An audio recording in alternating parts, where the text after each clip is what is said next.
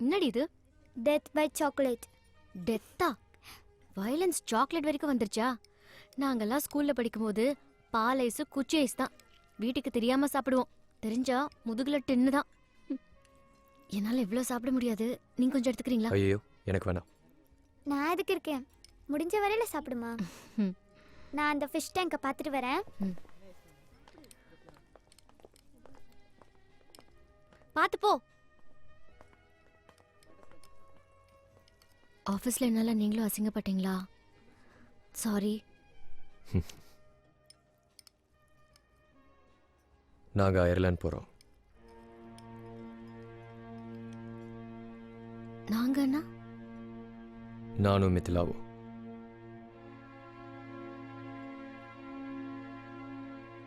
அவள் ஒரு டெஸ்ட் எழுதணும். அதை அவள் பாஸ் பண்ணிடுவா. ஸ்கூல் ரெக்கார்ட்ஸில் ப்ராக்ரஸ் நல்லா இருக்கிறதுனால வேற எந்த பிரச்சனையும் இருக்காது. ஸ்கூல் பக்கத்தில் ஒரு 2 bedroom ஃப்ளாட் பார்த்துருக்கேன். அங்கே கம்ப்யூட்டர் ப்ரோக்ராமர்ஸ்க்கு பெரிய டிமாண்ட் ஒன்றும் இல்லை. ஆரம்பத்தில் கொஞ்சம் ஸ்ட்ரகிளாக தான் இருக்கும். பரவாயில்ல. அப்புறம் அப்பா அம்மா வேற இங்கே தனியாக இருக்காங்க. கொஞ்ச நாள் போட்டும். எனக்கு ஒரு பெட்டரான ஜாப் கிடைச்சதும் உனக்கு பேரலாக வேலையும் கிடைச்ச உடனே கூட்டிகிட்டு போகிறேன். ம், அது எப்போங்க?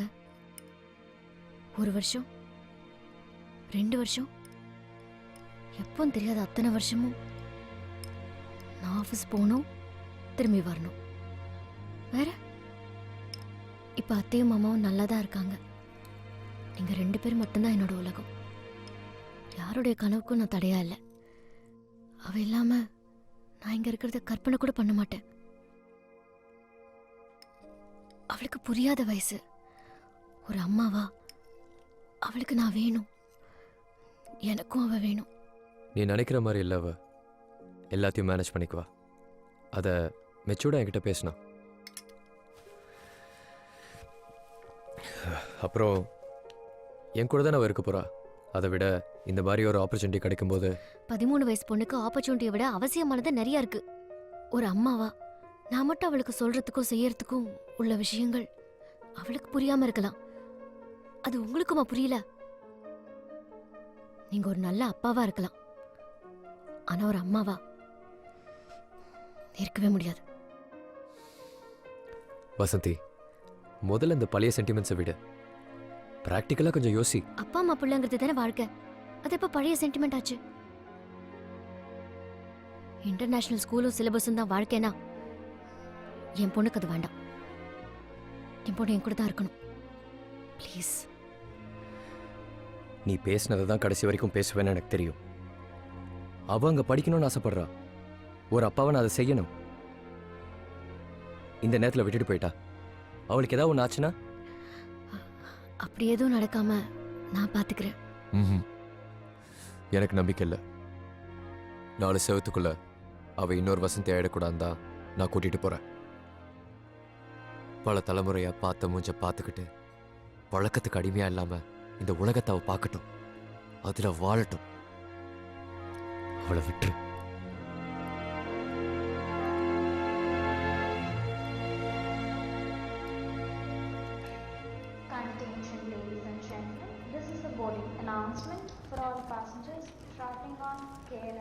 நல்லா படி.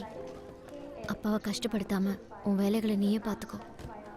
நமக்கு பழக்கம் இல்லாத ஒரு ஸ்கூல், நெய்பர்ஸ்னு இனிமேல் எல்லாத்தையும் நீ தான் பழகிக்க போற. யார் எது சொன்னாலும் அது சரியான அப்பா கிட்ட கேட்டுக்கணும். எந்த விஷயமா இருந்தாலும் அப்பா கிட்ட சொல்லு. அப்பா சொல்றதை மட்டும் கேட்டுக்க. அப்பாவும் அம்மாவும் உனக்கு நல்லது நினைக்கிற மாதிரி வேற யாரும் நினைக்க மாட்டாங்க. வேற யாரும். நீ கவலைப்படாதம்மா.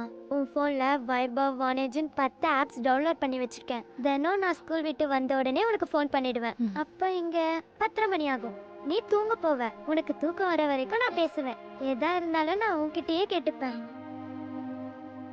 நான் எங்கே இருந்தாலும் உன் பொண்ணுதாம்மா. அது மட்டும்தான்.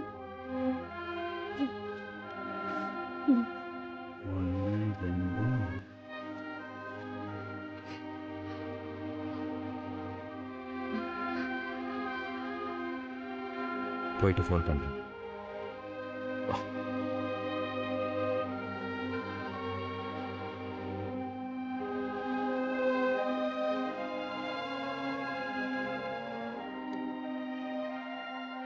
எங்களை பற்றி கவலைப்படாத, நாங்கள் பார்த்துப்போம்.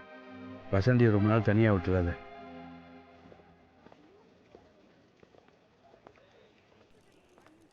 அந்த கேள்வி என்னன்னு சொல்லட்டுமாமா? வேண்டாம்.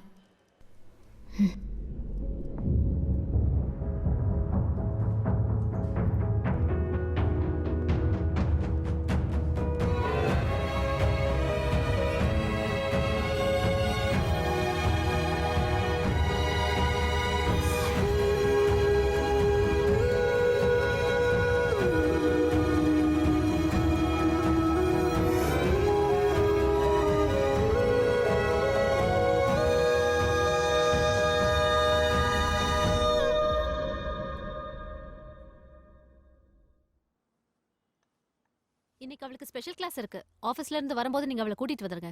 ம்.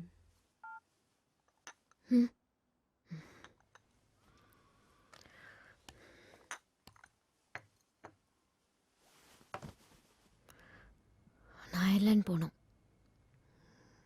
எப்படின்னு தெரியல. ஆனா என் பொண்ணுக்காக போனோம். என்னோட புருஷன் புள்ளன்னு 14 வருஷம் வாழ்ந்துட்டேன். எல்லாரும் ஃபாரின்ல இருக்காங்கன்னு ஒரே ஒரு வார்த்தை சொல்லிட்டு என்னால தனியா ஒரு நாள் கூட இங்க இருக்க முடியாது கிரிஜா. எங்க போனான்னு அப்பா அம்மா கேட்பாங்க. 4 நாளா கான்டாக்ட்லன்னு ஃப்ரெண்டு சொல்வான். வைஃப் கிட்ட கேளு, 10 மணிக்கு தான் எந்திரிச்சாரு, காலையில டிஃபன் கூட சாப்பிடல, 2 மணிக்கு வந்து சாப்பிட்றேன்னு சொல்லிட்டு போனாருன்னு மொத்தத்தையும் சொல்வா. Every wife is a witness to her husband. நான் அப்படி ஒரு மனைவியா என் புருஷனோட வாழ்க்கைக்கு சாட்சியா இருக்கணும்னு நினைச்சேன்.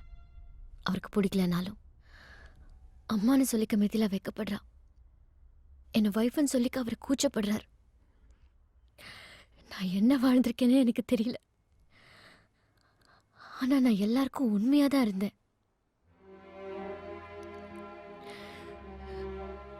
என் பொண்ணு என்ன மாதிரி இருக்கக்கூடாது, இன்னொரு வசந்தியாவை வளர்ந்துடக்கூடாதுன்னு கூட்டிட்டு போறார்.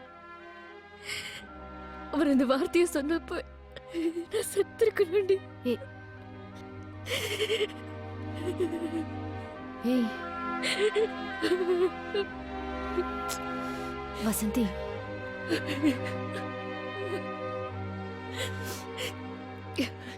அப்ப வசந்தி அவருக்கு என்னவா இருந்தா அந்த வீட்ல என்னவா இருக்கா? அவமானமா இருக்கு கிரிஜா. எல்லாரும் இருக்காங்கன்னு தான் நான் என்ன தொலைச்சேன். இப்ப யாரும் இல்ல. என்ன நான் தேடிக்கணும். எல்லாரும் சொல்றாங்க, மித்திலா கூட சொன்னா ஃபேஸ்புக் பாருன்னு. நான் இப்ப பார்க்கணும். ஏய், இப்ப எதுக்குடி அது? வேண்டாம், விடு. இதுக்கு மேல என்ன வந்துட போகுது? வா காட்டு.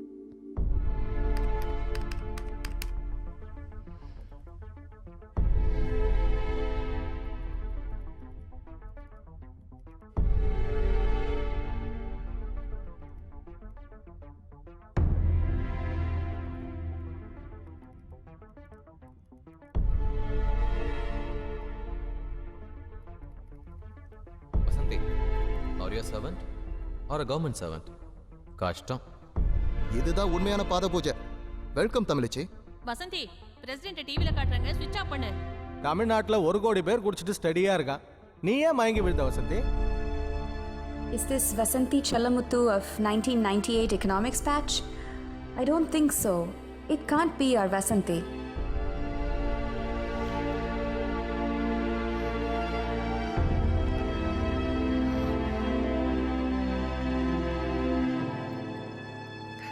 வசந்தி மேடம், கலெக்டர் உங்களை கூப்பிடுறாரு.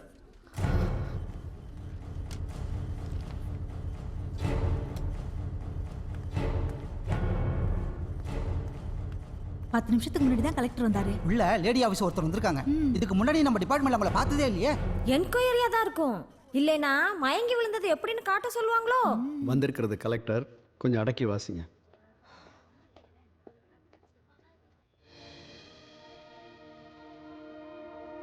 Good morning sir. Good morning. Susan, இவன் என் காலேஜ் மேட். லக்கிலி எனக்கும் ஃப்ரெண்ட். எங்கள் காலேஜில் ட்ரெஸ் கோட் பெரிய பிரச்சனை. என்னோட சேர்த்து 20 ஸ்டூடெண்ட்ஸை 15 நாளைக்கு எக்ஸாம் டைமில் சஸ்பெண்ட் பண்ணிட்டாங்க. எங்களுக்காக பிரின்சிபல் கிட்ட போராடி எங்களை மறுபடியும் கிளாஸுக்கு போக வச்சதே இந்த வசந்தி தான். அதுக்கப்புறம் தான் நான் இவளுக்கு ஃப்ரெண்ட் ஆனேன். இன்ஃபேக்ட் எனக்கு இன்ஸ்பிரேஷனே இந்த வசந்தி தான். ப்ளீஸ்.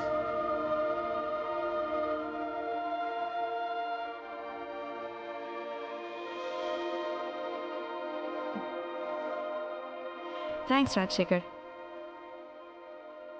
இவளோட பேசுறதுக்கு 14 வருஷத்துக்கு கதை இருக்கு. நிறைய கேட்கணும், நிறைய சொல்லணும்.